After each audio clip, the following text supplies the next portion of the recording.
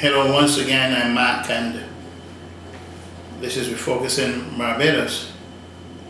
Today I want to look at what is happening in the constituency of Christchurch West, and in particular what is happening within the ranks of the Barbados Labour Party in relation to this constituency.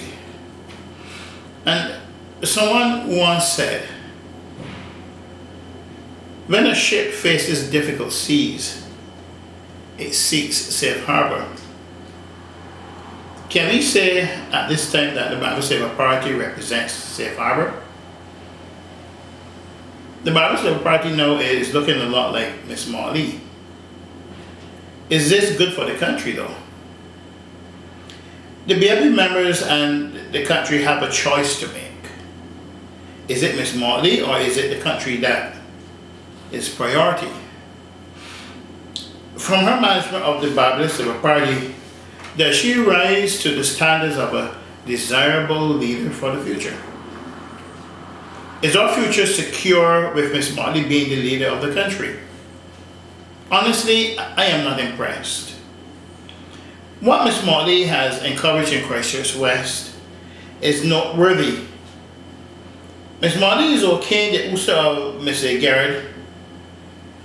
In her okay that what she's saying to the party and to all candidates is that the MP has to work with the branch executive and not the other way around.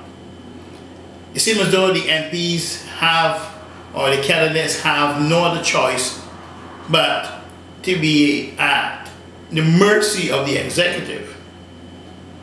And really and truly this is not so. And I challenge Miss Marley to prove otherwise. That executive is not Miss Agar's executive. In other words, Miss Agar has to toe the line. Nonsense, Miss Marley. This is nonsense. You have encouraged nonsense. Miss Agar should be allowed to hire her own executive. And I want to question Miss Marley on something. Haven't you chosen your own inner circle? Who chose Pat Paris and all other people in the opposition's office? Have you taken over all of Mr. Arthur's team? Miss Marley, you cannot win this. I'm saying again, Miss Marley, you will not win this. You cannot or will not win this, Miss Marley. Miss Agar is on solid ground. This is not about you. So why is the party being turned into a freak show? This is the first time in the history of politics in Barbados that an MP has been kicked out in favor of the branch executive. Is this the way you intend to lead Barbados? In that same constituency some years ago, Dr. Duguid fought Mr. Arthur, who had favored another candidate. In the end, Dr. Duguid won. Why did he win? The democratic process was allowed to work. If what is happening is a dress rehearsal of how you will lead this country, then all of Barbados, including the Barbados Labour Party, should have many, many concerns. You have to uphold the democratic traditions, including its processes. How then could you behave in this way? I am not afraid for myself, but I am afraid for those who do not understand the implications of your behavior, Miss Marley. And I am also afraid for those who are not vigilant, and there are too many of us out there who are not vigilant at all. Barbados, I would ask you to be careful. Barbados Labour Party, be careful. We are entering dangerous territory. Is this behavior a sign of insecurity? There needs to be a vision and hope for the future of this country instead of contrivance and viciousness. Families are losing their homes.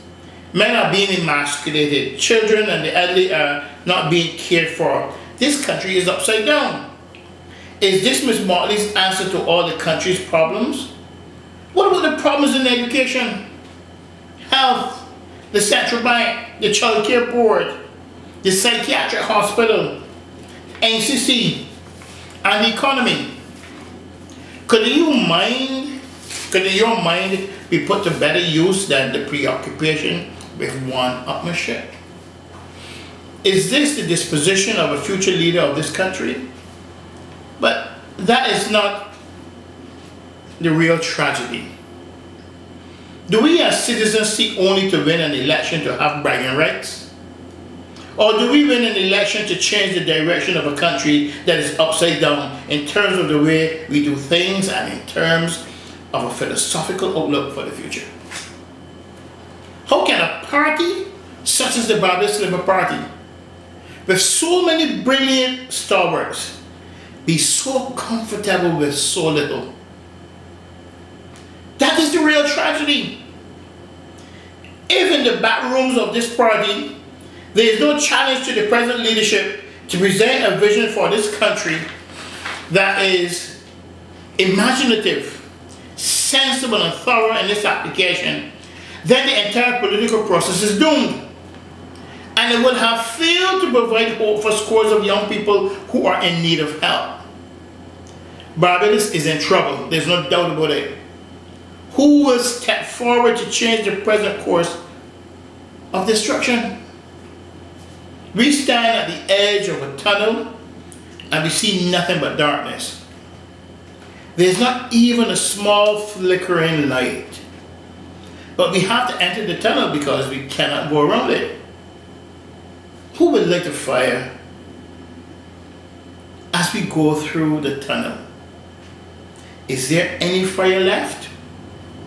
Maybe a smoldering ember? This is not a good caricature of governance for the future. It looks and feels very diabolical.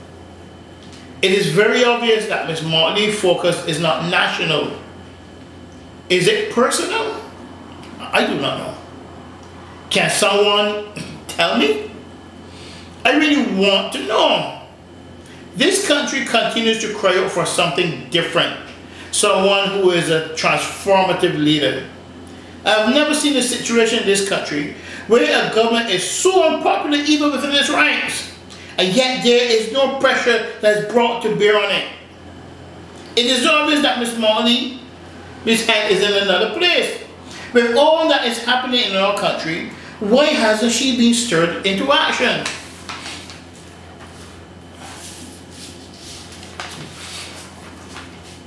There was never a period in our history, my people, never, when we were stressed economically, socially and philosophically, that the opposition party was not an obvious contrast to the government.